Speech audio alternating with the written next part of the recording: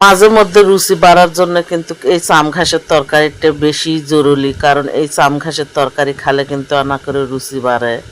তো যাই হোক, এই যে আমি চাম ঘাস তুলে নিয়ে আনো যায় না, এখন তো আর চাম ঘাস আগের মতো পাওয়া যায় না, কারণ এখন চাইরোপাক্ত মানুষ আসে তুলে নিয়ে যায় বেচায়।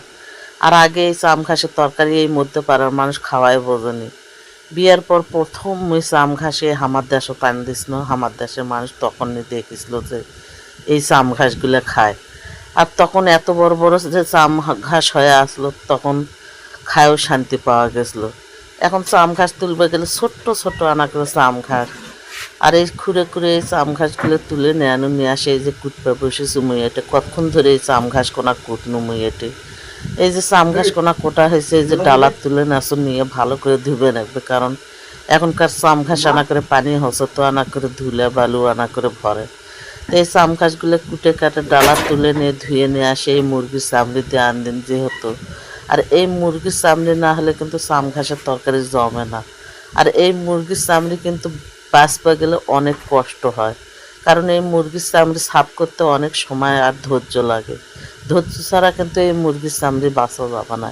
তো যাই হোক, এই চামড়িগুলো তো ভালো করে ধুয়ে বাছে নিয়ে আসে। এটা এই যে হাত দিয়ে মনে ভালো করে মাকে আনদিম, ওই জন্য একে একে সব ধরনের মশলা দিন ওঠে দিয়ে এখন এই হাত দিয়ে মাকে চাকে নিয়ে এই চাম ঘাসের তরকারি আনদিবে গেলে এই চামড়িটা আগে ভালো করে কষে নিবে নাকি। এই দেখো হাত দিয়ে ইনকে করে ভালো করে মেখতে মেখতে মাখলে যে একটা সুঘ্রাণ আসে এই চামড়িটার। আর এই যে মোর চামড়িটা মাখতে মাখতে এত সুন্দর একটা গ্রান বাড়াইছে, মনটা হচ্ছে এই চামড়ি দিয়ে ভাত খাওয়া যাইবে। তো যাই হোক, এই যে চামড়িটা না হাত ধোয়া পানি যেন দিয়ে ঢাকনা দিয়ে এখন চুলার ওপর বসে দিয়ে এই যে লং ভিডিও করতে এত সময় লাগে, ভয়েস দিবে গেলে 14বার ভয়েস কাটে দিয়ে ফির ভয়েস দিবেন আগে। তো এত কষ্ট এত পরিশ্রম করে যদি তোমরা ভিডিওগুলো না দেখেন, লাইক কমেন্ট না করেন, তাহলে মনটা কিভাবে ভালো হয় কোন তো। তো যাই হোক, এই যে বড় ভিডিও বানবার উদ্দেশ্য হলো ফেসবুক মামা বলে বড় ভিডিও মাঝে মাঝে দিবেন আগে, নাতে এঙ্গেজমেন্ট কমে যায়।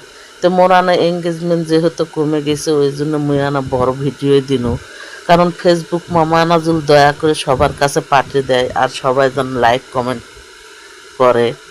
তো যাই হোক, এই যে মুরগির চামড়িগুলো কষা হয়ে গেছে, এখন দিন চাম ঘাসগুলো। চাম ঘাসের তো কোনো মতেই পানি দেওয়া যাবে না, কারণ ওই চাম ঘাসতে আনা করে পানি বাড়াইবে। আর এই চাম ঘাসগুলো ইনকে করে কষে কষে ভালো করে আন দিলে যে খাতে এত পরিমাণের মজা হয়। আর এই চাম ঘাসের তরকারি হলে এমনিতেই 2 প্লেট ভাত খাওয়া যায়। মোর মাও তো মাঝে মধ্যেই ইনকে করে চাম ঘাস আনতে আনতে হামাকে খিলা